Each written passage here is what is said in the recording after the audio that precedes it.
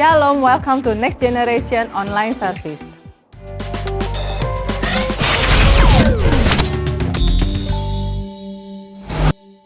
Halo, apa kabar? Kali ini ketemu lagi dengan saya Ria. Kita mau sharing, tapi sebelumnya kita berdoa dulu yuk.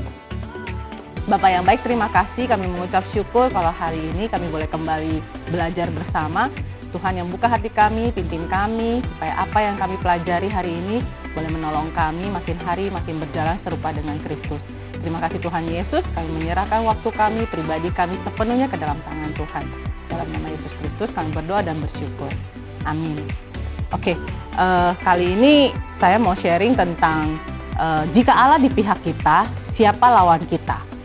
Kalau dengar judulnya aja kayaknya sih udah sering banget gitu ya. Tapi bukan masalah Allahnya di pihak kita, tapi apakah kita berpihak kepada Allah atau tidak. Seperti ilustrasi misalnya, kalau misalnya mau perang gitu ya, pasti ada yang namanya cari sekutu gitu ya, cari teman, cari sahabat yang akan berperang bersama kita supaya kita tidak sendirian nih berperangnya. Apalagi kalau kita punya lawannya yang jumlahnya jauh lebih besar dibandingkan kita atau kekuatannya jauh dibandingkan di atas kita. Pasti kita mau mencari sekutu gitu ya. Nah, apa sih kriteria sekutunya? Yang pertama pasti kita mencari orang yang punya tujuan yang sama, visi yang sama, dan pada akhirnya akan share keuntungan yang sama gitu ya, yang mau dicapai sama. Nah sekarang kalau balik lagi ke statement yang tadi, jika Allah di pihak kita, siapa lawan kita? Ini sebenarnya ada di dalam Roma 8 ayat 31, kita buka sama-sama yuk. Roma 8 ayat 31 saya bacakan. Sebab itu, apakah yang akan kita katakan tentang semuanya itu? Jika Allah di pihak kita, siapakah yang akan melawan kita? Sebenarnya kalau baca statement ini kayak memberikan kekuatan buat kita ketika kita menghadapi persoalan, ketika kita menghadapi masalah. Tapi ini kan menjadi seperti endingnya itu adalah pertanyaan tanda tanya. Siapakah yang akan melawan kita? Nah, statement di sebelum siapakah yang melawan kita jika Allah di pihak kita. Nah, yang menjadi persoalan adalah apakah benar kita berpihak kepada pihak yang benar, kepada Allah gitu ya. Kita boleh belajar mengevaluasi diri kita. Sudahkah saya berpihak kepada Allah? Sudahkah seperti yang tadi saya sampaikan bahwa ketika Allah mencari sekutu gitu ya, ketika kita mau bersekutu dengan Allah supaya Allah bisa ada di pihak kita, kita itu sudah sama belum sih visinya, tujuannya sama yang Tuhan mau? Tujuan Allah menciptakan kita itu apa sih?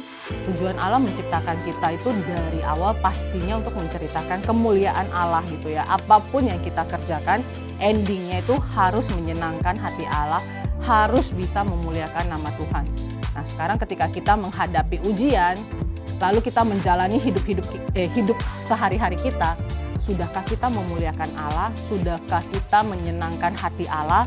Sehingga ketika ujian itu datang, tantangan itu datang, dan kita kekurangan energi, kekurangan tenaga, kekurangan power untuk menghadapi ujian yang rasanya begitu berat, kita punya sekutu yang kita tahu ada selalu di pihak kita. Sehingga ketika menghadapinya, kita pasti menang. Seperti lagunya, endingnya kita lebih dari pemenang. Mau lebih dari pemenang, tapi kok kekuatannya kurang gitu ya. Nah, kekuatan yang paling besar kita tahu sumbernya pasti dari Allah. Bagaimana caranya supaya saya tahu bahwa saya ini ada di pihak Allah atau tidak? Mari kita flashback lagi. Apakah hidup kita sesuai atau tidak? Selama kita menjalani hidup kita ini, sudahkah kita berjalan dengan jalannya Tuhan? Sudahkah kita sesuai dengan ketentuannya Tuhan? Sama seperti kalau misalnya orang mau bikin perjanjian ketika dia mau bekerja di sebuah perusahaan, dia pasti tanya, ini perusahaannya sama atau enggak ya visinya dengan apa yang mau dia capai. Kalau sama baru saya mau bergabung di dalamnya. Demikian juga Tuhan, kamu ini bakal satu visi gak sih sama saya? Kalau enggak satu visi ya saya nggak mungkin di pihak kamu gitu kan. Kita kalau misalnya contoh ya, kalau misalnya seandainya ya perampok bank gitu ya, dia menggunakan statement ini kepada teman-temannya, jika Allah di pihak kita, kita pasti akan menang. Menurut lo Allah ada di pihak dia nggak sih? Semua orang pasti pasti pengen banget menang gitu kan. Even kejahatan pun berharap menang. Tapi statement itu apakah tepat? Nah, balik lagi. Apakah visinya sama? Apakah sesuai? Kalau Allah itu adalah Allah yang kudus, dia pasti mencari sekutunya untuk hidup kudus. Sudah belum sih kita hidup kudus? Allah itu adalah Allah yang benar gitu ya. Sudah belum sih kita hidup benar?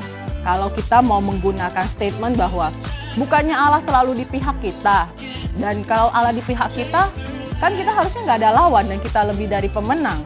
Tapi sebelum itu bisa terjadi, kita perlu mengevaluasi diri dulu. Sudah belum sih kita sama visinya sama Tuhan? Saya selalu berusaha untuk mengevaluasi diri saya, terus saya senang sekali mengilustrasikan segala sesuatunya untuk membayangkannya lebih mudah gitu ya.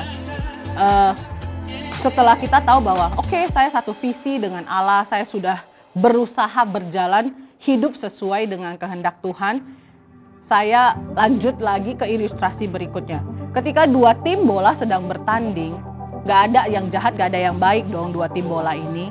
Dan keduanya pasti sama-sama bilang jika Allah di pihak kita, kita pasti menang. Kita pasti bisa memenangkan pertandingan ini. Masalahnya gak mungkin dong di dalam pertandingan itu dua-duanya menang. Pasti harus ada satu yang kalah, satu yang menang.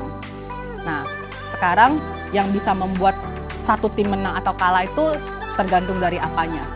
Yang pertama pasti dari orang-orangnya. Apakah kamu memiliki kualitas yang dibutuhkan kalau dalam pertandingan bola ya? Pemain bola yang baik gitu ya, stamina tubuh yang bagus, napasnya panjang, jangan lari baru berapa putaran aja udah ngos-ngosan kehabisan nafas gitu ya. Itu penting. Terus seberapa sering kamu latihan? Kalau kamu nggak pernah latihan, mau punya stamina yang bagus pun nggak akan bisa. Karena latihan itu penting. Untuk apa? Untuk menjalin kekompakan sama tim kamu. Yang namanya bermain tim, pasti butuh yang namanya teamwork. Jadi kalau kamu nggak mau latihan, bagaimana mau teamwork? Sama juga ketika kita bilang, Allah pasti di pihak kita dan kita pasti menang. Tapi nggak mau latihan, nggak mau ada teamwork, nggak mau menjaga kesehatan dirinya, ya nggak akan pernah bisa. Kalau tim yang satu lagi ternyata melakukannya, meskipun sama-sama baik, tapi tetap saja yang menang pasti yang latihan. So, ada dua hal yang perlu dicermati. Yang pertama, ketika kita sudah menyatakan bahwa Allah di pihak kita, siapa lawan kita, evaluasi dulu yuk, benar nggak sih kita sedang berpihak kepada Allah? Yang kedua, setelah kita sudah berpihak kepada Allah, sudah belum sih saya memprepare diri saya untuk jadi seorang pemenang dengan latihan yang cukup, stamina yang baik. Nah, kalau dalam kehidupan rohani kita ya latihan rohani yang baik, punya otot rohani yang baik gitu ya. Jangan ada masalah sedikit langsung menangis, meninggalkan Tuhan, Tuhan kok jahat, Tuhan kok enggak ada di dalam hidup saya. Padahal Tuhan bilang saya menyertai kamu loh. Tapi karena tidak pernah latihan, jadi nggak kompak dengan maunya. Padahal Tuhan menggunakan mungkin teman-teman kerja kita, teman-teman pelayanan kita, teman-teman komunitas kita untuk menolong kita. Tapi karena kita tidak mau yang namanya teamwork, cuma berharap Tuhan tolong saya, Tuhan tolong saya. Terus kamu berharap dari langit Tuhan langsung kirim pertolongan begitu saja. Nggak selalu begitu loh cara kerja Tuhan.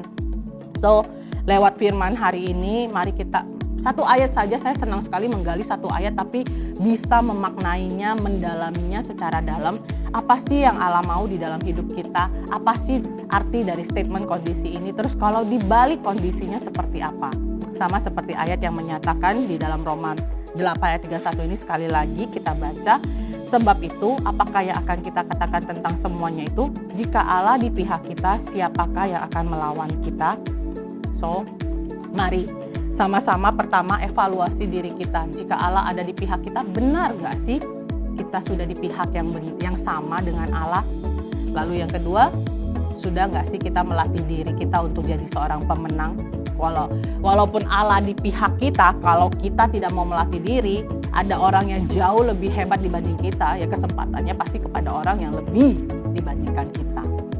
Sampai di sini aja sharing saya. Saya sih berharap teman-teman bisa cukup aware dengan kondisi ini. Jadi jangan setiap kali menghadapi ujian kemudian langsung mengeluh, kemudian langsung merasa Allah meninggalkan kita, kemudian langsung merasa kok statement atau ayat ini gak berlaku ya, kok Tuhan gak ada ya buat gua, kok lagu pujian ini gak pernah terjadi di dalam hidup gua ya. No, kita harus mengevaluasi diri kita, karena Allah itu gak pernah bohong. Once dia sebut, once dia state ayat ini di dalam firman Tuhan, pasti itu akan terjadi. Hanya kita saja yang perlu cukup peka dan merenungkannya di dalam kehidupan kita. Benar gak sih kalau kita itu sudah di pihak Allah? Allah adalah Allah yang kudus, sudahkah saya menjaga kekudusan hidup? Allah adalah Allah yang benar, sudahkah saya menjaga hidup saya hidup benar? Allah itu adalah Allah yang penuh kasih, sudahkah saya mengasihi? Jika itu semuanya sudah kita kerjakan, percayalah apapun yang kamu minta di dalam nama Tuhan, pasti Tuhan akan berikan. Karena dia bilang, saya menyertai kamu, saya ada di dalam kamu, saya menjadi satu dengan kamu. Apapun yang Tuhan mau, pasti sudah menjadi bagian dari hidup kita. Demikian sharing dari saya. Kita mau close dulu sharing hari ini. Kita berdoa yuk. Terima kasih Tuhan Yesus untuk firman yang boleh kami dengarkan hari ini. Biarlah apa yang kami pelajari hari ini boleh menjadi pedoman dalam hidup kami. Kami boleh berjalan sesuai dengan kehendak Tuhan. Kami boleh mengevaluasi diri kami. Bukan cuma berteriak kepada Tuhan, tapi kami juga melihat hidup kami, apakah kami sudah sesuai dengan kehendak Tuhan. Karena kalau hidup kami sesuai dengan kehendak Tuhan, maka setiap apa yang menjadi kerinduan Tuhan, rancangan yang terbaik pasti terjadi di dalam hidup kami. Terima kasih Tuhan Yesus untuk kebenaran firman-Mu hari ini. Kami berdoa dan bersyukur. Amin. Terima kasih untuk waktu yang teman-teman berikan. Sampai jumpa di sesi berikutnya. Tuhan Yesus memberkati.